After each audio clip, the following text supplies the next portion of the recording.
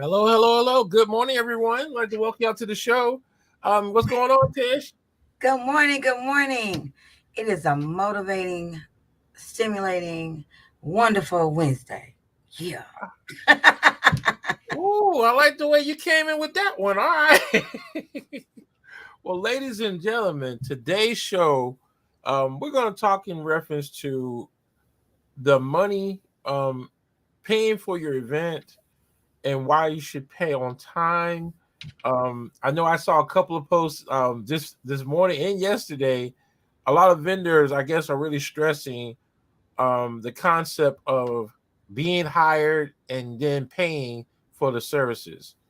Um, and I think that's one of the biggest things that as and I think this is oh, good morning, Vanessa. Um but one of the things that we have to understand is that we as vendors, a lot of vendors run into problems where clients and customers are not paying their bill in advance. And I want to take a good look at this because it's amazing me to where, okay, if you go to a corporate location, let's say, for example, if you go to McDonald's, let's just take McDonald's. You go to McDonald's, you get you, let's see, a combo number 10. Okay. When you get your combo 10, what's the first thing you have to pay before you get it? Correct. hmm That's correct. So, I mean, I'm just looking at the lowest level to where you pay for it before you get it. This is something that a lot of people need to understand is that you're not purchasing a home, you're not purchasing a car, you're purchasing services. And it's like most vendors do not run on credit. I know I didn't sign up to be a bill collector. Tissue, you sign up to be a bill No, collector? sir. No, sir. But I feel like one sometimes. And I think that's something we need to discuss today is that we need people to understand is that the money behind the scene. I mean, we're going to talk a little bit about that as well. Okay. Most of the time, and I'm gonna say like for me, 50% of the money that I get paid goes right back into my company. hmm Um, it used to be 75%, but because of I increase the price, I'm able to break even with the services. So I'm actually getting a little bit more where before I was only getting 25% of the profit. So now I'm able to get 50%. And that's, of course, after years of actually paying, I mean, actually charging what I'm worth, where before I was charging way below what I was worth. hmm So Tish, what is your insights on that? I know as a decorator, as a coordinator, it's a little bit different because most of the money that you get, almost what 70% of it goes right back into the stuff for the clients. It does. 9 times out of 10. And here's the thing. So let's make up a little list, right? Can you do that thing on here while we're talking? I can pull up Let's do like I a list. can't. Well, right now I'm not really in the. I can't Oh, really do a lot of I typing, forgot. I'm sorry. Um, but so we'll say in our industry, so let's say you hired our company or any company as a decorating company. Um, at least 65 to 70% of what you're paying is going into what you're receiving. And that doesn't necessarily mean that I have to buy every single aspect of what you're getting, but I do have to prep it and prepare it. Let's say I have to get you have a 200 count wedding. I'm just throwing a number out there. Um, that's 25 tables, give or take. That's 25 tables. So if you're looking at that many tables, I'm looking at that many tablecloths that have to be pressed, laundered, pressed, and prepped and ready to go for your event. And then there's centerpieces that have to be prepared. That could be the cleaning of them. That could be the ordering of some. Um, oh, look at that.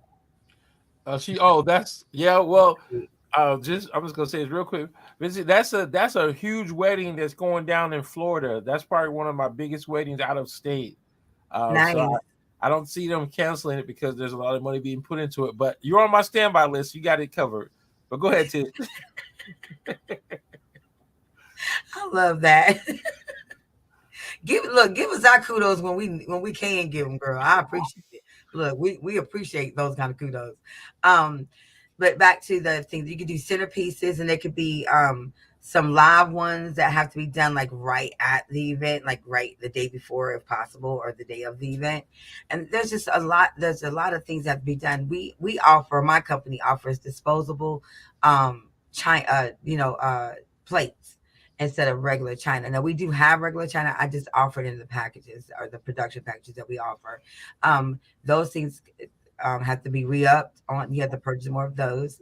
If you're in need of the flatware, that's another thing. It's just a lot of things that come into play. So if you're paying, I'm gonna use a vague number like $5,000. Okay, if you're paying about 5,000, you can guarantee, I can pretty much guarantee somewhere around 3,500 of that money is going to supplies, to overhead costs, to whatever we need to produce your event. That could be renting a U-Haul trailer or U-Haul truck, or renting a cargo van if you need one for that event, or two depending on the size. That size event would take two cargo vans and two pickup trucks with 6x12 trailers on each one of them. Then you also have to remember there's a cost for our staff that's in there that has to be paid as well. Like there's a lot of overhead that you don't see. And the problem is that people want to do things like, well, can we do a payment? Well, if you're a year out, of course, you can make payments each month towards your bill until your bill is paid out 30 days beforehand. But then you have clients that will say that they need more time, or they don't have all the money by the date. And then it's almost like a guilt trip on us as the vendors, the service providers, that either because truthfully, we should have to cancel your event. We should cancel your event.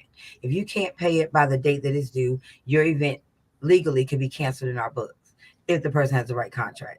Um, but then it becomes, well, we've been in back and forth with this customer for months, in conversations and meetings and things like that. And then we get guilted into doing the events and getting our money on the back end. And then on the back end comes and y'all don't pay, but you got the service. So See, I guess, and see, I think that see, and I think that's one thing I've learned. I will never ever. I would cancel the event, and I've got burnt. I've got burnt one time. When I first started my business, mm-hmm, I was trying to look out for a single parent mom doing a 316 for her daughter, mm-hmm. and I said, okay, you know what? I'm gonna go ahead. And you just pay me afterwards. Well, this is the funny story.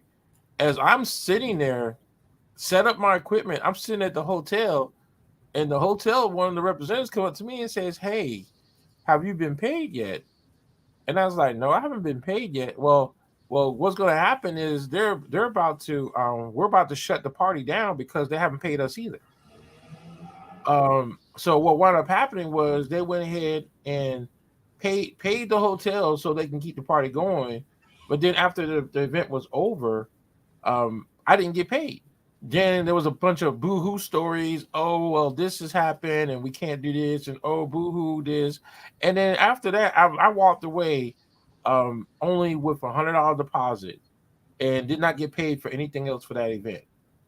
And I said from that day forward, I will never allow a customer to have my services without being paid first. That's right. Um, And I think it's off of the guilt us into stuff. And I'm not saying that life doesn't happen. We are people. We got families, correct, Mario? right, We have children. We have families too. So we understand that things happen. Where our lives aren't perfect, everything doesn't go the exact way it's supposed to go with us either. But here's the difference. When we have events as individuals, like when you had your 50th birthday party, I had my 2050 thing, we had to hire vendors for things. Our vendors were paid before they walked in the door out of respect. Whether right, it was a financial hit or not, we were gonna make sure they were paid because it's out of respect for the job that they do, because we respect the job that they do. But when you have customers or clients, however you want to call them, that don't look at us the same way, that are just like, oh well, that's just Tish. Oh, that's just Mario. Well, Mario and Tish got families and responsibilities too. This ain't a side hustle, dog. This is real life stuff. right. This is what we do Absolutely. every day. So Right. like we need to be paid for our services. And I'm not knocking anybody on any level for anything, but I feel like excuses are, I don't want to hear them. I'm at the point I'm tired. I don't want to hear them. It's not that I don't care as a person, I do, but as a business owner, not my responsibility. You can't go to Well, McDonald's and say, I really need these 10 Big Mac meals for my children at home and I ain't got the money. They're going to say, well, you need the money. We ain't giving you 10 Big Mac meals. You need to pay us for our stuff. Right? They want their money up front. You pay them. We need the same respect.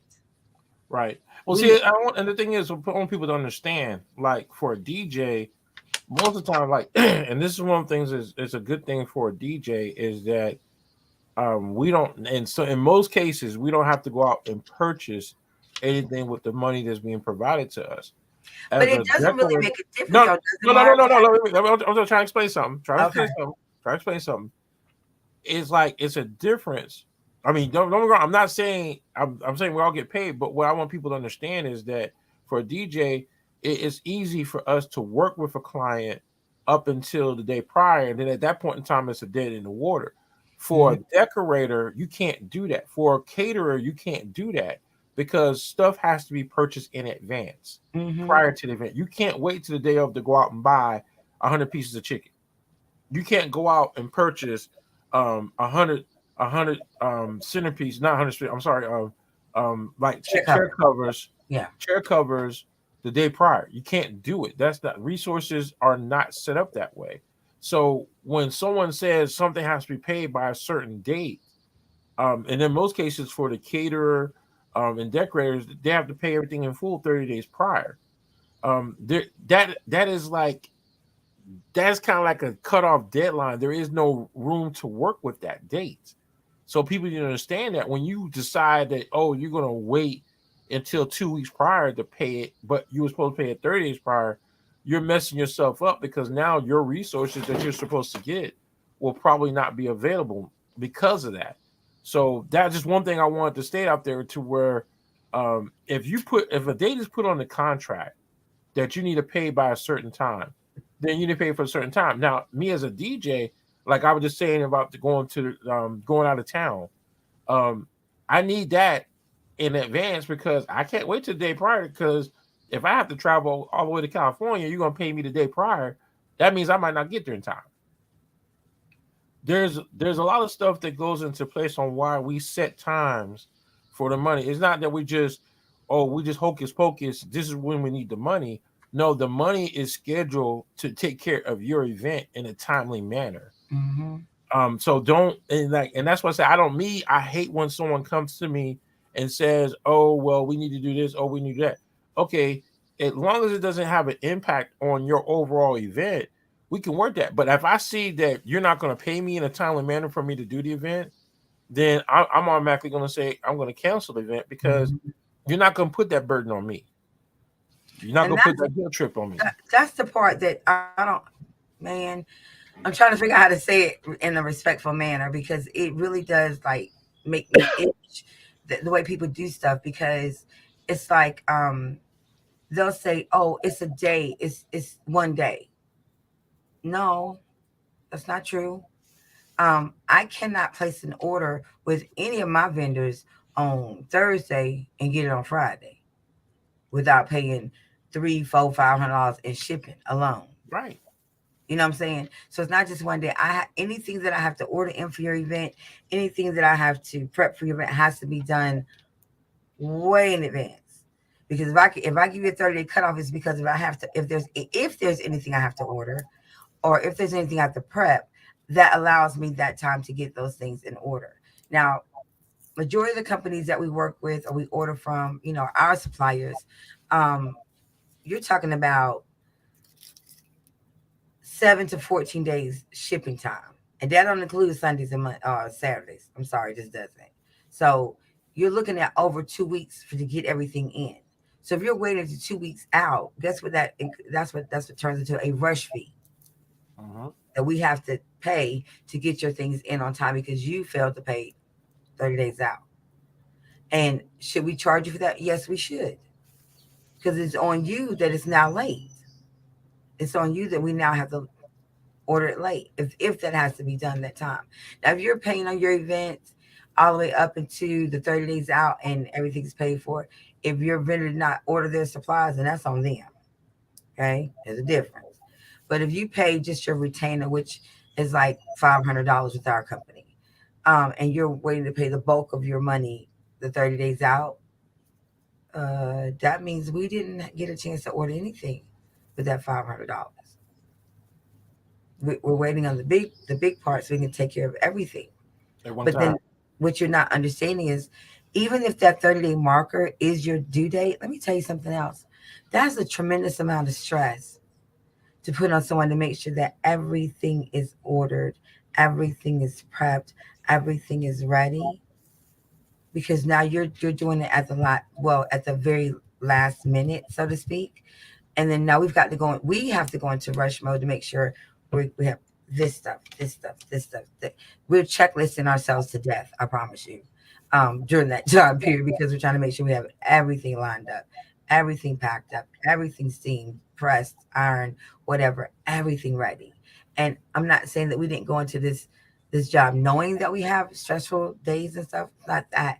It's just there are some things that can be avoided if you have and I'm gonna use is it Vanessa's wording. It's about respect, about the job that you hired us to do. Respect what we're supposed to bring to you.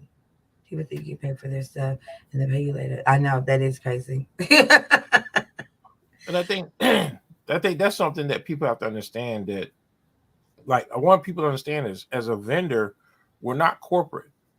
There's a big difference between corporate and I guess you say individual, a family owned or small business Small owner. business. As a small business owner, we don't have corporate dollars. And I think that's what people understand, because one of the things that people ask, and of course, everyone who knows me knows I'm probably the most affordable DJ in our area, in North Mhm. Carolina area.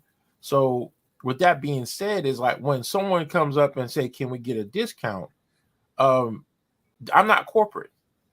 I'm not at corporate level. I can't afford to do a discount. I'm already giving you a discount with my pricing.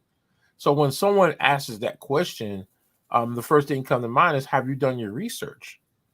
Because if you've done your research, you can see that you're already getting a package one third on what it's cost, what it's worth. And I think that's what that kind of frustrates me to a degree, because but at the same time, it's about taking time to educate people on the process. Mhm. And so when people, like, a lot of things you don't know, let's say for example, if I am a company, let's say I'm a DJ, um, you look, uh, just kind of five finger slap. There you go. That's you know what, I think I'm gonna do that every time someone asks for a discount. I say, you want the five finger one or you just want a regular one? It Oh just slap. Lord. But no, I'm I'm not just feeling either one now. Hey, give me a second. I gotta grab some water. I'm gonna stop okay. my camera for just a second. Go ahead, keep talking though. Okay. But I think that's one of the things that people have to understand is that we have to really identify um, what you're getting yourself, what you're getting into. If I am going out and I'm going to hire vendors, understand the cost that you're paying. Like some people, okay, well, $600 is too expensive for a DJ. Well, what are you getting with that DJ? Now, if the DJ is just playing music, then that okay, maybe that might be too expensive for you, but it all depends on what you're asking that DJ to do. And that's why I tell people up front is that you have to look at what you're getting and then evaluate that and see how much it costs. I mean, like right now, for example, if you was to go out and rent up lighting, and I can even give you sites that you can go to. Most upline is going to cost you $20 an uplight. Okay, so in my case, I offer up to 16 to 20 uplights. So even when you go with the small package of 16 uplights is $320. So that should, like, people need to understand the value that you're paying. So when I come up to you and I say my basic package with uplighting is $600, half of that is in uplighting, the other half is in the DJing services, which again is not equivalent to what most DJs are charging. So understand the dollar that you're using, understand the dollar that you're paying for. Some people have to go out and purchase additional equipment just to meet your vision or your requirement. So don't ever look at a situation and say, okay, that's too much money. Well, I tell you this, look at every dollar that you're spending and then go back and check the market and see what the market value is. And then once you see the market value, then you can make that call if you think you're spending too much. But if you're just trying to get over on somebody, which I've had someone try before, oh, that costs too much. Oh, okay. If it costs too much, then you go out and you show me someone's going to charge you cheaper than what I offer. And when I did that to one person, they came back and said, look, we want to hire you because now we understand you're charging one third of what other companies are charging. So people have to understand that dollar amount. Decorators, decorators, every decorator is going to be different in price because of what is required.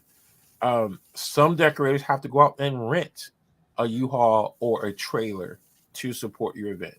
Some decorators have to bring in a whole staff of people because you, for some reason, decided that 2 hours is enough time for setup. And so now that money that you're paying has to go into staffing just to get everything set up within 2 hours. So Mhm. understand the whole concept of what you're paying for before you decide to ask for a discount or before you decide that you can wait to the last minute to make the payment. To me, I lose respect for any client or customer that reneges on their contract. I mean, when I say that is if it's on your contract and I come to you and I say, okay, I'm gonna send the invoice because your payment is due today. Oh well, is any way possible? Can we just wait until such and such? You know what? I say most of the time I'll say yes. But what happens most of the time is if that date comes up and you don't pay that second time, then it's pretty much a done deal for me. And the thing is, you think it's bad to find a DJ a year in advance. Wait till you try to find a DJ within a week that's going to provide everything that you need. Same thing with a decorator. I mean, you can't do that. You can't just put yourself in a situation where, oh, okay, well, I'm gonna pay the decorator the week of the event. Okay, you go ahead and you do that, and then if that decorator pulls out on you, then you're screwed. So don't play. I mean, when it comes to doing events, don't play around when it comes to the money part of it because you can put yourself in a bad situation. Because most time when I have a customer or client come to me and they're trying to find a DJ at the last minute, first thing come to my mind is either one, they didn't properly plan their event, or Mhm. two, the DJ they had before, something came out or something happened for them to cancel at the last minute.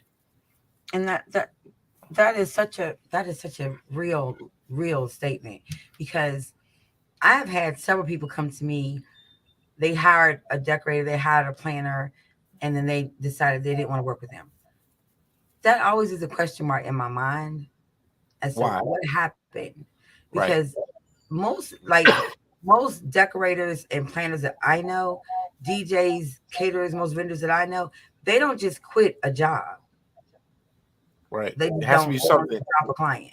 There's something that happens in there that lets us know when you're talking to us. What you don't understand is we're looking at it from a vendor's perspective and wondering,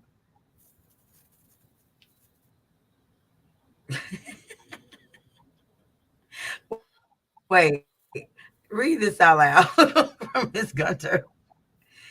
Yeah, I'm looking for vendors for our charity event. It's hard once you see references and work, um, and you know I am picky. Now, is that a serious question, or is she just messing with us? I That's a good question because I mean, most of the time, I mean, and I tell people this all the time, and I hate to say this, but um, people who wait for the last minute to do stuff, I feel for you. I honestly, I feel for you It, because it's that statement. What is the statement again that we always say? piss Poor poor planning. planning. Piss poor planning. And people are quick to say, "Well, I don't need a planner." You probably do. You can come with all the ideas in the world, but if you don't know how to put it together, you might need a planner. If Right. you don't know how to like, don't get me wrong, I've seen the Dollar Tree videos and stuff too. Some of them are rather cute, but I wouldn't think they would be wedding-ish. Some of them, about a half of them wouldn't be wedding-ish. But you can go on you can go on YouTube and see the Dollar Tree things that I'm probably telling people that they don't know, or maybe they do know, and see the little Dollar Tree things. But then you have to put them all together, and then Right. you have to pack them all up and get them to the location, and then you got to put them on the tables, and then after the event you got to break them all down, pack them back up, take them back to your house. Now what you're gonna do with 25 centerpieces that you made, or 10 centerpieces that you made? There might be enough counter space in your house for them to just go somewhere. So that's why I'm always like, I get it with DIY stuff, but I don't get it because what are you gonna do with it afterwards? And you have clients that go out and order linens. What are you gonna do with them afterwards? Like, you ordered 20 table linens in whatever color. I'm gonna say aqua blue. What you gonna do with them afterwards? Well, I know what some people do is they go on Facebook or different The sites marketplace. and market and sell it. Yeah. Um, that is the common. I mean, most of the ones that do it yourself, that's the most common thing that they do is they'll go through and then and they'll just sell the stuff, get a price back.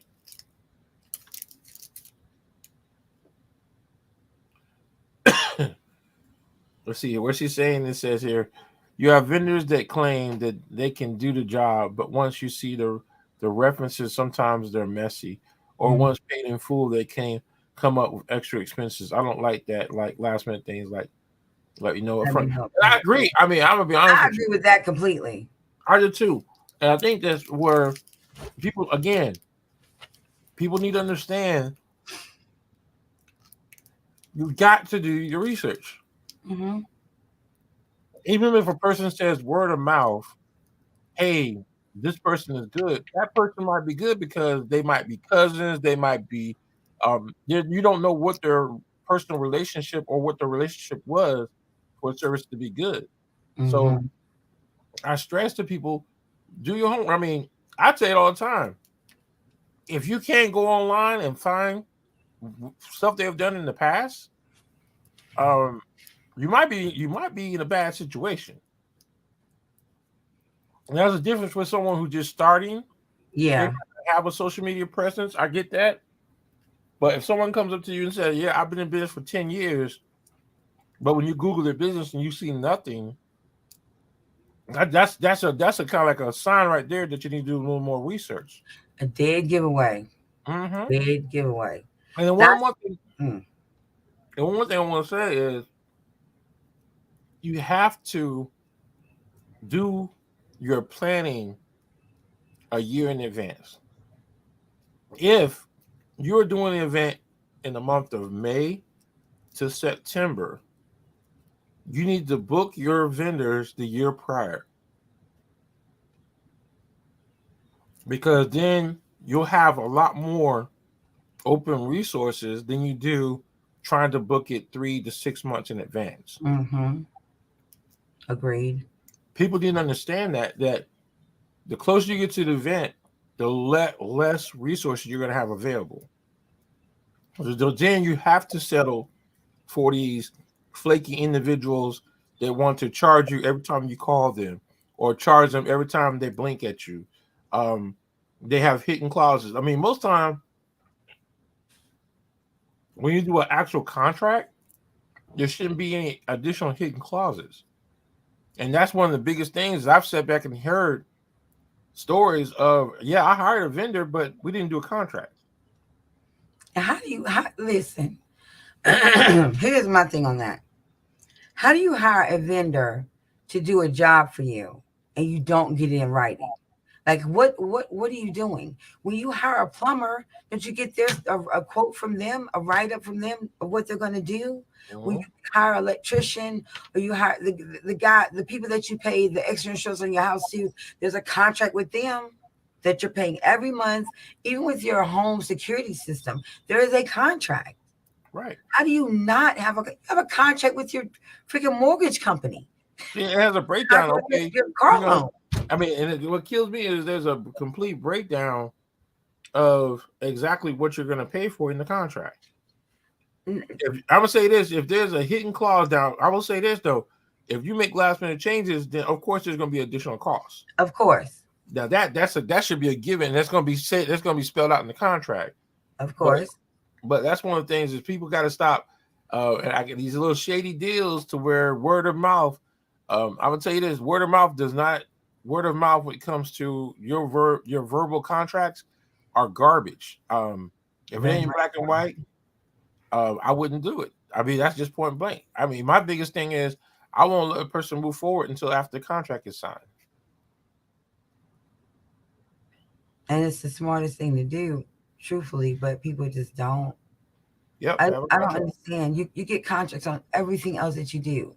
You get warranties on stuff that you do, stuff like that. But you don't get you're paying this person two, three, four, $5,000, but you don't have the contract. God bless you, like to say this is what you're getting for this Well, you amount know of what? money. And see, that's what I've seen. I have seen some of these contracts for decorators or for coordinators, and they are not. They're not detailed. They're not. They don't go into what they're going to do. So what happens the day of the event is they do exactly what you see in that black and white. Nothing. Um, Especially when it comes to event planners. Like if and this is one of the biggest things I stress this. Just because you're a decorator doesn't automatically mean you're a planner. Amen. This is one of those things to where I've seen this is a trend that's been going on for at least the last couple of years. Just because they are a decorator Eight. automatically does not mean that they are a planner. Now, when you go, and this is what happens is, oh yeah, I just hired my decorator because she said or he said it's going to be easy to do the planning portion of it. But then when you go look at the contract, not one thing in that contract says anything about being a planner. Mm. And I need for people to understand that. It's just you just can't hire somebody because I that's what happened with one wedding. The wedding was almost completely ruined because they hired somebody who was a decorator, and she said, "Oh yeah, I could be your planner." Okay, I want people to understand when someone says they are your planner, what does that mean? And if that dollar value is it really? I mean, understand that dollar value that you're paying for because I've seen it happen too many times. Yeah, she says she's gonna decorate everything for 1,200 and be my planner. Okay, that don't sound good to me because I know what an event planner is supposed to do. I know what event planner is responsible for. Now, day of coordinator and planner are completely two different things. There you go. If they say they're going to be your day of coordinator, okay, again, do they have the background to do that? And as someone who is school educated and has a degree in event planning, trust me, I understand as a DJ when I get someone who is experienced and is not experienced because Mhm. I see the signs up front. So understand what you're paying for with your dollar. That's Uh, right. you pay what you get for. I mean, that's just a lot of Yeah, people. you get what you pay for. That's for real. That's Yeah, real. I paid $500 and she's gonna do my decoration in my planning. Okay, then you see all this stuff. Then, like I said, don't be mad when the day of your event and you see Dollar Tree logos all over the place. I mean, I'm doing my blinking. I just want people to understand what you're getting. I mean, that's just one of those things that So, V, I don't know. I like that planning for decorating because really a lot of people that are in this industry who are quote unquote decorators seem to think that planning is some just some easy thing to throw in. Like planning is intricate, especially depending on which service you're asking for. But um hey, so man, hey, submit. Hey there, bud. Especially when you're looking at the if it's a client has no vendors yet, maybe they found their venue. Uh, that's a full service planner because they got to come and help you find everything. But if you're the decorator and you're trying to be the planner, you're gonna learn very quickly that they both carry a heavy load, a very heavy load. Because being an event planner is not as simple or as easy as people may think it is. It may look like it, which is actually a good thing. If it looks like it's easy, that means we're doing our job correctly. But realistically, it's not that easy. Because honestly, I will tell you this. I recently had a customer who changed their colors twice, changed their venue a couple times, and then came back to the first venue. Um, had to change their caterer at the last minute. Like there's a lot of things that go on that you have to literally be ready to pounce on as a planner. And then these are things that the guests are never going to see. And they're not going to know about it from me. They may know about it from the client, but they're not going to know about the obstacles for me because it's not my place to tell anybody. It's my place to make them everything look smooth, you know? Right. So, but then you've got people that will just completely fall apart the day of and have to depend on the other professionals that are in that Mhm. vendor pool to kind of pull them out of the hole or catch them before the sharks grab them, or you know what I'm saying, or straighten them up and help them get through the rest of the night. Those things happen. And And if you're not hiring professionals from the beginning, then you're going to get what you pay for, period. and That's one just and I'm gonna say this is that okay when you hire, and I don't care at this point it doesn't matter if it's a day of planner or if it's a day of coordinator or if it's a event planner across the board. The mhm, primary focus is they have to understand how to manage all your resources for your event. If they don't like, and this is one of the things I stress for you, just managing the decorations is not that's only a small part of what it is. For some reason, and I think this is one of the things that bugs the. And again, I go back to this thing about the church thing. Um, just because you can coordinate an event for your church does not make you a full blown planner. Um, truth. and That I stress that because the first thing I hear, well, they did such and such event at the church. Okay, but that does not make them a planner. Just because they actually successfully put up some tablecloths and decoration decor at your church does not make them a planner. They are a decorator. And it doesn't make them an official decorator because when you do stuff at your churches, you can pretty much get away with stuff because it's the church. true So I enough. want people to understand that you can't use a church event as a reference to say I'm a planner or a decorator. Hmm. Um, I really want people to understand that concept. Now, as an event planner and as a day of coordinator, you got to understand how to manage resources. Um, One of the first things that lets me know I have a bad planner or day of coordinator is if they're not coordinating me as the DJ, the photographer, the videographer, and the caterer all on the same timeline. That lets me know right off the bat that um, you're not doing your job. You don't understand what your job is. Like for example, if the wedding starts 30 minutes to an hour late, what vendors is that going to affect? Everybody. It's going to Because affect everybody. contract times. Yeah. And so what happens is these so-called planners, they don't think of it. Oh well, big thing. The first one that you should be concerned about, believe it or not, is that caterer. That's right. That caterer is critical because now your food is either going to be sitting for longer periods of time, which that what does that mean? A higher chance of Fly food waste. out. So that's one of those things that's what a full blown event coordinator, day of coordinator understands, is they understand how to manage resources. I've sat back and I've seen it happen where these individuals call themselves planners. Okay, the wedding started 2 hours late. Guess what? Not one of them contacted the caterer to get a caterer heads up. That food was sitting out for so long to where they had to throw all that food out, and they had to go and purchase food from somewhere else because the food was exposed. And everyone knows there's a breakdown that so much food can't be exposed for long periods of time.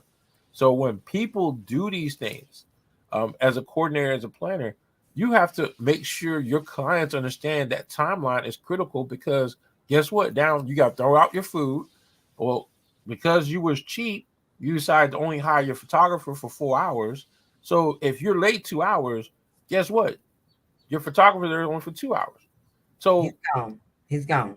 right, and then let's say if you hire a DJ for only 6 hours, okay, now you got a DJ for 4 hours. So all your critical things now have been completely destroyed because that person that you thought was a planner or coordinator couldn't step up and say, "Hey, we gotta get things this and so forth because it's going to affect this." They don't talk to the client.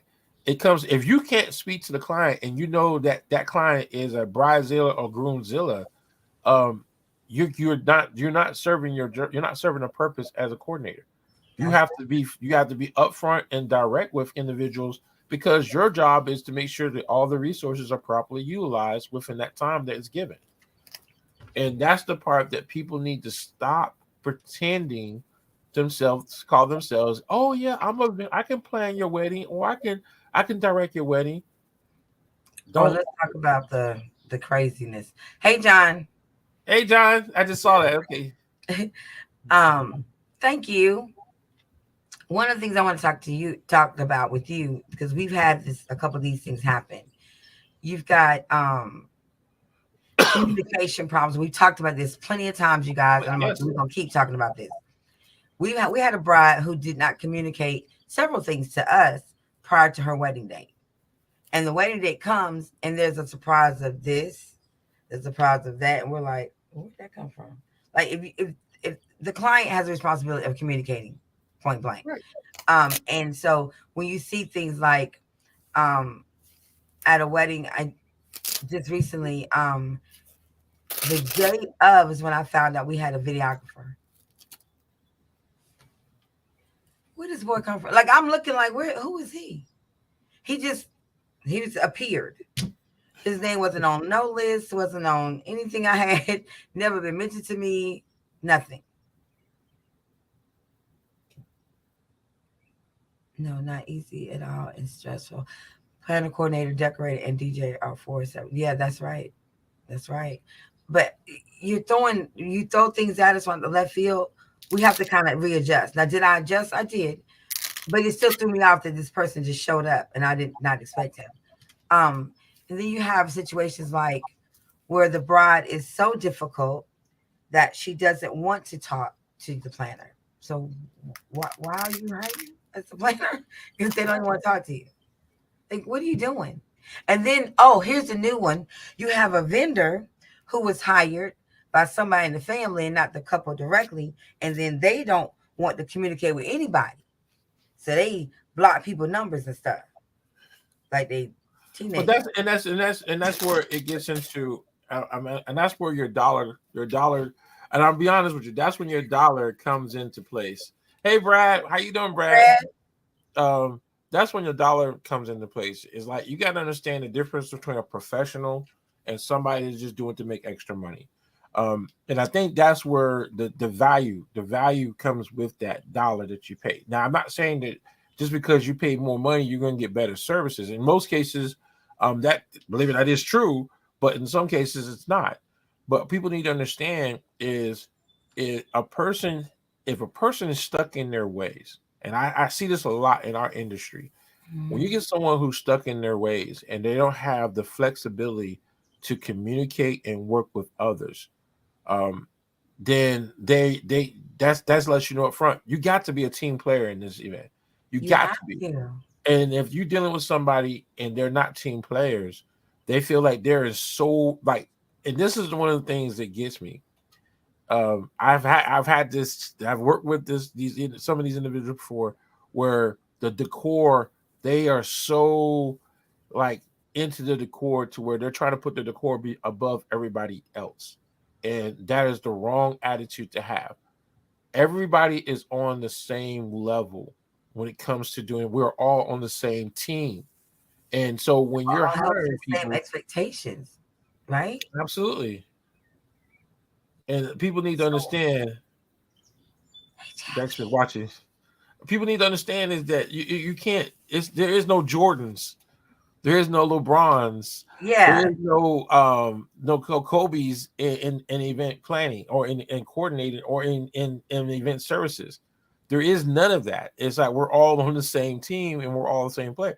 If you got somebody who's trying to hog the ball the entire time in event services, you're gonna have a messed up event. Your event's gonna be supposed Right. like left sided or right sided because there is no such thing as one of us being the star player. We're all on the same team. So when you go out and you spend these dollars on, and I this is the you go out here and you think you're going to save a couple of dollars because you got the church lady from Boombound church services or whatever the case may be, you're hurting yourself in the long run. Um, I want people to understand that spending $500 on decor is not a good thing. I want people to understand that $500. If I have an event and my event has 150 people and I'm spending $500, either they must be a cousin, they're related to you some kind of way, Mm-hmm. or is somebody looking out for you in their best interest. Because if you're dealing with somebody that's charging you $500 and again, this is what's going on with our industry is we have these individuals that don't know what they're doing, or they don't know their value. One of the two. Either they don't know the value or they don't know what they're doing, and Mm-hmm. they're charging $500. And then when they get there to the event, they bit off more than they can chew. Because Oh number one, boy, they don't have the money to pay for someone to come in to help them. that is a problem. And that's where everything goes sideways. So then that's where Vinicia was saying earlier, okay, yeah, I got a 500 deal, but guess what? Vinicia, she's right there with them, what she was joking about earlier. She's right there with them, helping them decorate. Or you get all your people to come in to help, and you're still paying this person money. So I want people to understand the dollar amount that you're paying is Mm-hmm. what you're getting. And again, vendors, this is and I have to say this. That was my hardest lesson. Understand your value. True. Understand what you're bringing to the event. Because I know with me, like I was saying before earlier, the young lady that got over, well, I was only charging her $300. I know. So that to me was like, wow, you couldn't pay $200 more. I mean, I look back then, and that was my first year in business. Now I look back, now I look at myself, and I've learned a lot over the years. So people need to take time and understand what your values were. Look at what Shanika just typed up there. As an event space owner, clients Babe, need. anyway, I'm sorry. Hey, Shanika. I'm sorry. I didn't say even say hey first. Hey, Snicker, how you doing, clients? She said clients need more educated on and exactly how an hourly rate works with venues as well. That's right. They do. They I, do. people don't understand time. I mean, ooh, don't get me started with that one. Yeah, Uh, we'll get to that one too. Because Shanika, we actually need you to be a guest on here in the next week or two, so that we can hear. Hey, Tisha. Hey, Letitia. Um, because we need to people to really explain some of this stuff because we're going off of what we know. Excuse me, as vendors. But we need people like you that are in that position to say, hey, this is what's going on. Um, this is what needs to be done, and this is why it needs to be done. Because people don't understand, like a venue. I was saying something to somebody a couple of days ago, and I said, I cannot walk into the building and go, or genie snap, and everything is in place. Everything has to be taken out of something to be put somewhere. Everything has to be put back in something to get out of there. And people don't seem to understand that that's money. That's still time. And everyone's time is worth something. You know what I'm saying? Hey, mhm. baby girl. And I think that that dollar amount and okay, what Brad said, know your worth and charge it. Stop lowballing yourself. Oh, Lord, they Because can pay people for pay for it. James. Yeah, I agree, Brad. If they can pay for them Jordans, they can pay us. right there you go. Or better yet, the Beyonce tickets. You know, Oh, oh my Lord, I had a whole fate moment about that. Oh my gosh. Them things, $3,500. What? and you know what? And Sneaker, she brought up a good thing because I did run into this a couple of times. Just because you book a venue does not mean you get the venue for the entire day. I want people to understand that. God. I really want people to We understand really need to it. talk about that, but I not mean, today. But we I mean that's that the yeah. dollar. the dollar amount that you're paying, Beyonce 45. 45. uh, the dollar amount that you're paying for your venue. If you are paying an hourly rate, that doesn't mean you get additional hours. It doesn't mean you get additional 30 minutes. It doesn't mean you can come and go as you please. When you sign a contract, every venue, you can do a group rate or an hourly rate, a special rate or a pinpointed rate. You are going to know the times that you're allowed to get in and get Mhm. out. Those are your boundaries. I don't understand how. Well, I thought we had this. Well, did it say it in the contract? People need to stop playing dumb when it comes to venues because all you're doing is hurting the vendors when it comes to do your event. If you're and like Sneak was saying, and I say this all the time. There's a lot of venues that do hourly rates, and so a customer or client will go in and they'll go get a venue. Oh well, I think yeah, I only want the venue. We're only going to be here partying for 4 hours, so I only want 4 hours, and they'll pay that 4 hour hourly rate. Then they'll go back and they'll start talking to the vendors, and then they start to find out. Well, the vendors need 3 hours to go set up because you want the stuff jumping from the ceiling, or 3 hours because you want the most extreme effects to happen throughout your event. You Three can't. hours because we need to be able to get in the door and unload and set everything Right. up. And Period. just like you said a few minutes ago, the same time you got to take to put it up is the same time you need to take it down. So people need to understand that just because you think you're going to do a 4 hour event, because like I sat back and I had this one client, all I just want is a basic 4 hour event. I let people know up front. I don't charge an hourly rate because I know better. If I say hourly rate, the customer will lose their mind because they're going to try to figure out. They're going to sit there on their fingers and on their toes, and they're going to count out the hours. And so, to me, what I say point blank is I don't do a rate because I know when I do events, it's a 10 to 12 hour day for me. And that's from the setup to the breakdown.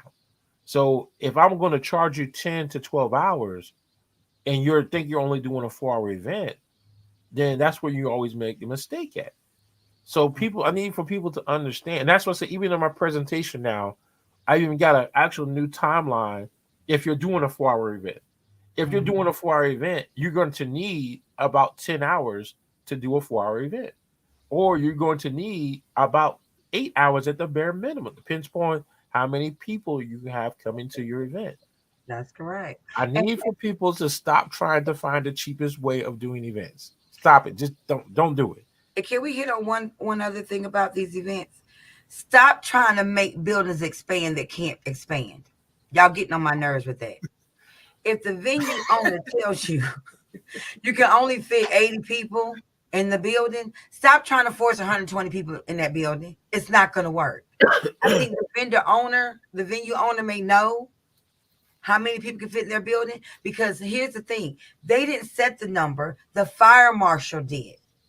So Right. stop thinking that their building is going to expand like the Matrix and whatnot, and understand when they tell you the number they can fit, go with this, just that, stick with that number or less. But see, Stop doing that. That's Tisha, all you have hurting. to do is you say you don't understand that concept. All you have to do is add water and it expands. No, it don't.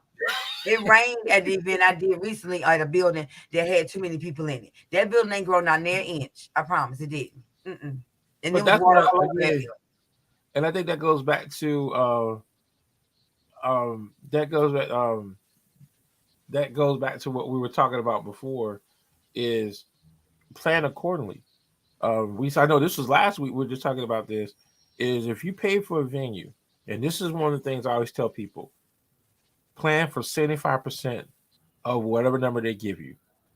If they tell you that you can get in 100 people, plan for 75. building. There you go. You always plan for 75% because guess what? You still got resources that have to be in position. You still got resources that got to still come in and set up. So that's that rule of thumb is you always plan for 75% of that facility. Now it's a difference to where if a facility has a designated dance floor. If you go into a building and they have a designated dance floor, then guess what? You can pretty much work with the numbers then because you have this open space Yeah, that you work allows you around. to work. Because Mhm. most time photographers, videographers, um, DJs, cake design. I mean, most of us can work if there's a designated dance floor. That gives us our platform to be able to maneuver. But if you have to make a dance floor, then Mm. you really need to sit down and plan your resources. I need for people to stop taking time. What? She's talking about her party for next year. She being I'm silly. planning for $100, but I know five going to show up, and I'm gonna dance all night with them five people. Okay, baby. But I need for people to understand what you're dealing with because, like, a lot of times is, and I've seen a lot this year. They go out, they get a building. Okay, the building be okay. You could put 200 people in the building, but then they go in and oh, but we sent out invitations and we have 250 people going to come. You better hope and pray that 75 of those people don't show up because you can't. People have to understand, and people have to understand how to send invitations. Um, just because you have 200 people doesn't mean you send out 200 invitations. That Consider your plus ones, people. in You some send an cases invitation consider to your. my husband. His plus one is me. You send an invitation to Mario or his wife. Her plus one is him. You when you look at it, you got to understand your invitation, your RSVPs. That's you always got to consider two people for every invitation that you send out. I'm just saying, basic. Let alone the country folk that like to write six other names in. I'm just saying. But go ahead, I Mario. mean, and the thing is, and you know who you're inviting. So if you know there's a family and you're inviting and you're opening to the kids coming, then you might have to plan for one plus three. So those are things you got to take into consideration. Is like when you sit down and you're making your guest list, you know, okay, well we're not allowing kids, so it's going to be plus one. But Hmm. then the thing is, people need to understand. Y'all know your families. Y'all know how families are.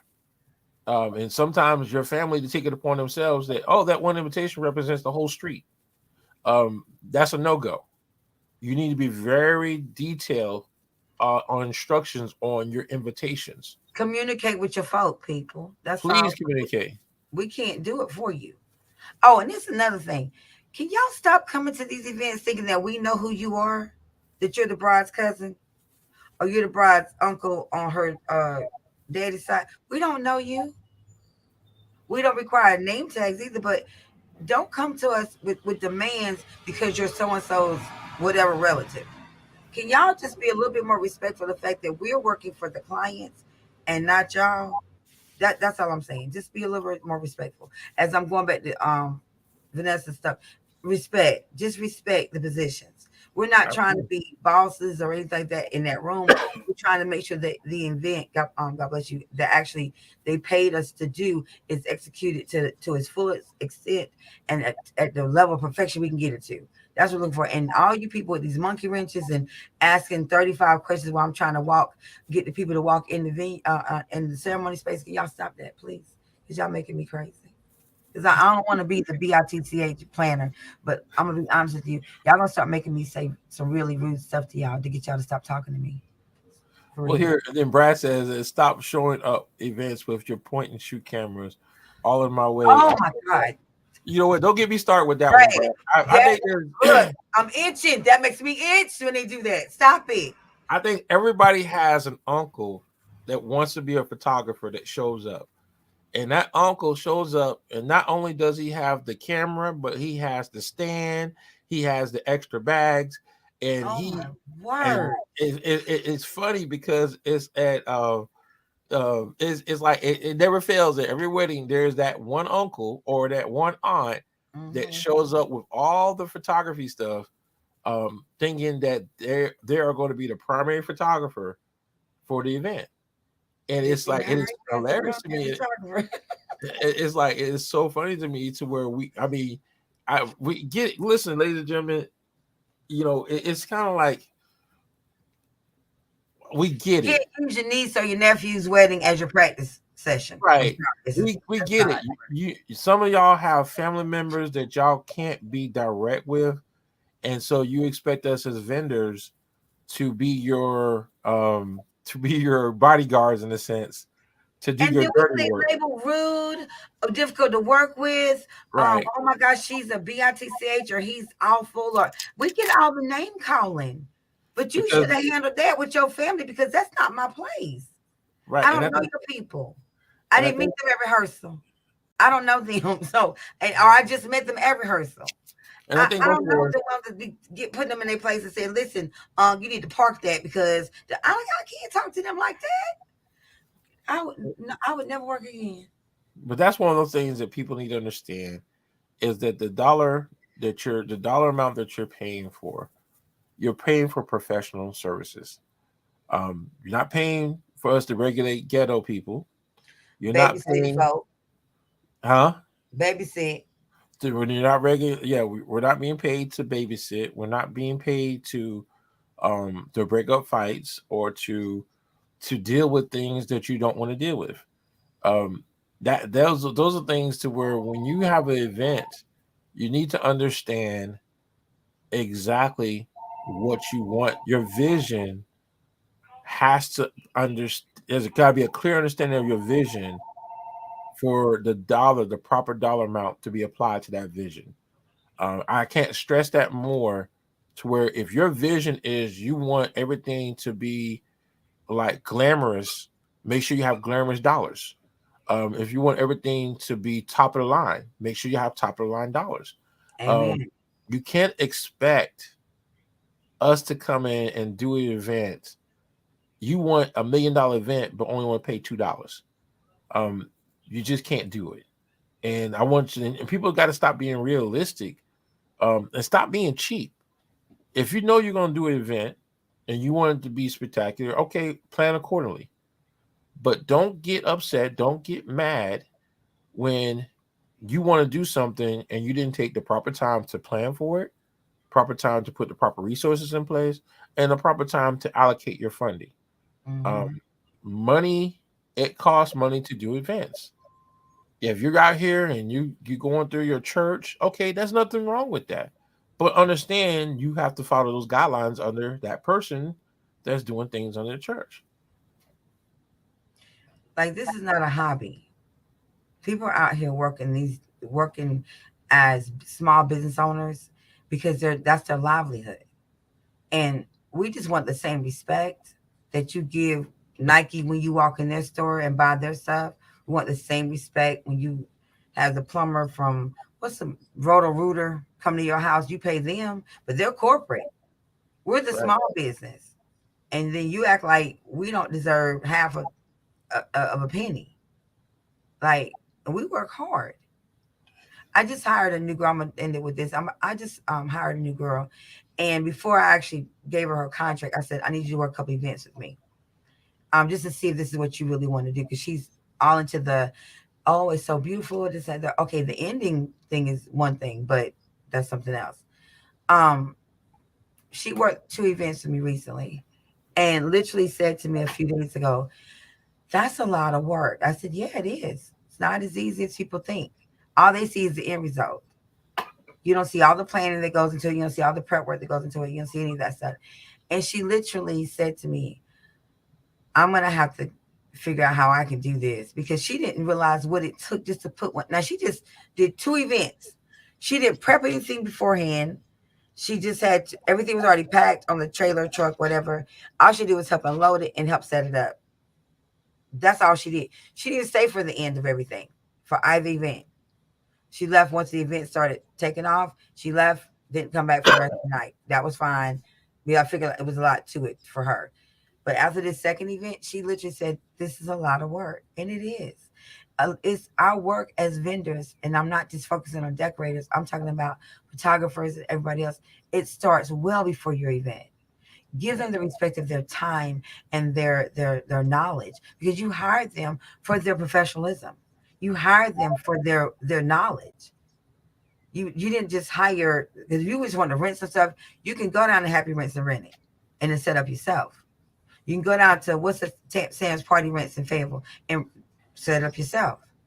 But you had the professionals to do the work that you don't know how to do. Then give them the respect of doing that work. You didn't bring in a boom. You want a boom box with an iPad? Then why are you hiring a professional DJ? You want somebody to take the picture with the tablet? What you hire the photographer for? Like, let's think reasonably, and then let's also remind our guests to respect those vendors. Like, you can't, if there's a seating assignment done, you can't come yelling at the decorator or the planner and say, "Well, I don't want to sit at that table." We didn't put you at that table. The seating chart was done by the client. We're just executing what they gave us to do. You can't go to the DJ and say, "Well, I want to hear some trap music." That's not what the clients signed up for with the DJ, and they're not going to do it because you requested it. So don't get mad and ugly with them because they're doing the job they were hired to do. You didn't sign the contract. You weren't on that list. You weren't at that meeting. So you missed all that. When the photographer's trying to do his thing, stop getting in his daggone way. He was paid to do a service, not you. And taking a picture of the back of your head was not a part of that. Sit And down. that's one of the things that Brad was saying earlier, is that when he tried to deal with the situation, he got hit, was that he was being rude. I want people to understand something. When you come to events, especially weddings, it's not your day.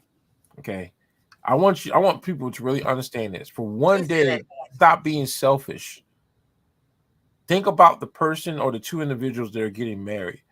Give up your bad habits, your ghetto theme of doing things, and do the right thing. And I say that because it's sad that every time you do a wedding, there's always that one or two people that want to act like it's all about them, and it's not about you. It's about those individuals, the guests of honor, the bride and groom, whoever it may be. Is you're the guest. So understand your place when you come to events. Thank you. If you can't behave, then you need to stay your butt at home.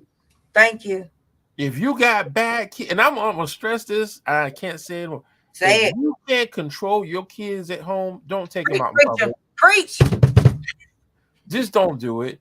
I've sit back and seen it happen too many times to where if your kids can't behave at home and you bring them out to events, and then they break something. Get you a Um, babysitter. that's a bad thing. Or better yet, if you know that Uncle Junebug gets drunk every time he goes to an event, you might want to make sure Uncle Junebug drinks nothing but water and Kool-Aid, or whatever the case may be. And I stress that because what's going on is we're seeing across the board where people come out for events and they know that this is not for them, it's for somebody else, but they will go beyond themselves to ruin the event because they can't just be for a moment not be selfish. The drinking, the loud talking. I mean, we had somebody break a door at a venue recently. And it From was out, because that person was drunk. yeah, drunker than And drunk.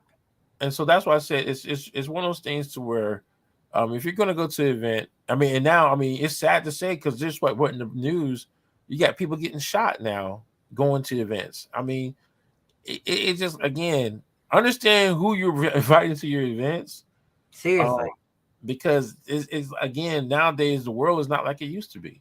I'm gonna start background checking y'all guest list. I'm just I saying. mean, it's getting to that point where you're gonna have to, and I'm not this across the board. Because like I said, I've just seen it happen too many times. And I'm be honest, it has nothing to do with color.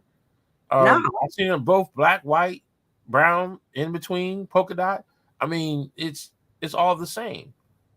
So understand again, going back to the same thing, what we're all talking about in this is we need to focus on, or I should say, we need to get y'all to focus on the dollars that you're spending on your events. Understand what that event is worth.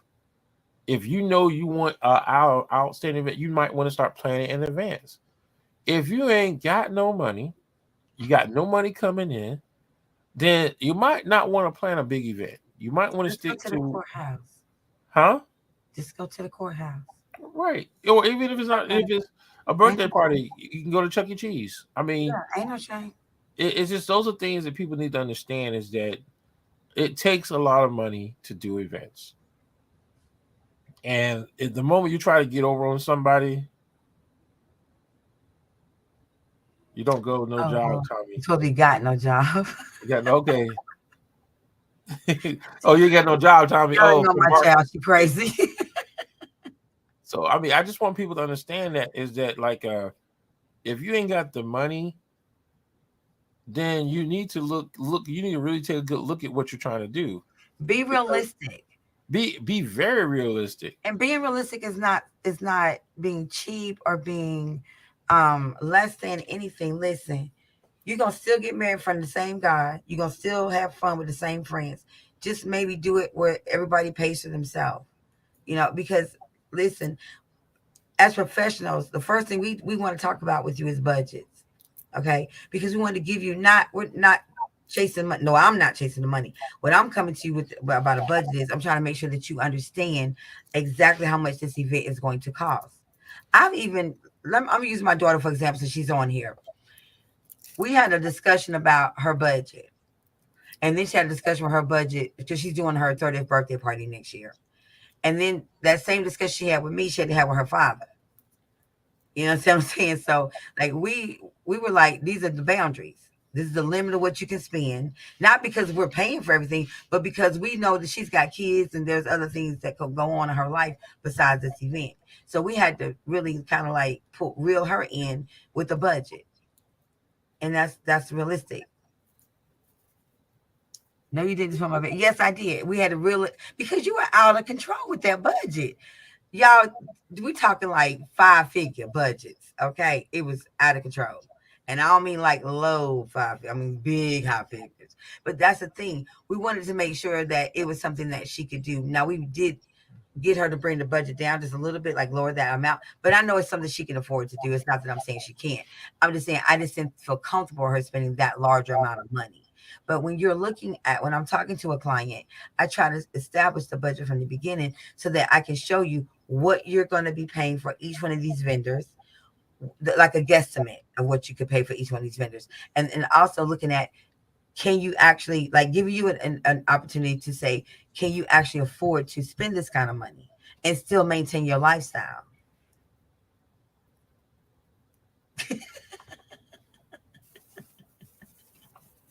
I'm not studying you, girl. Um, yeah, well, we do need to talk, Brad, for real, because I do need to be an for her party.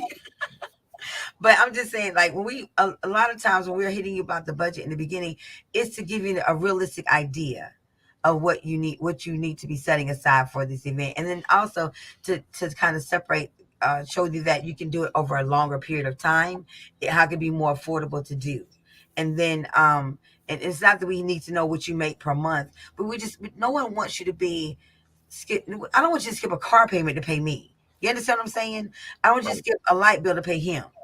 That's not financial wisdom. That's not real. That's not a good thing to do.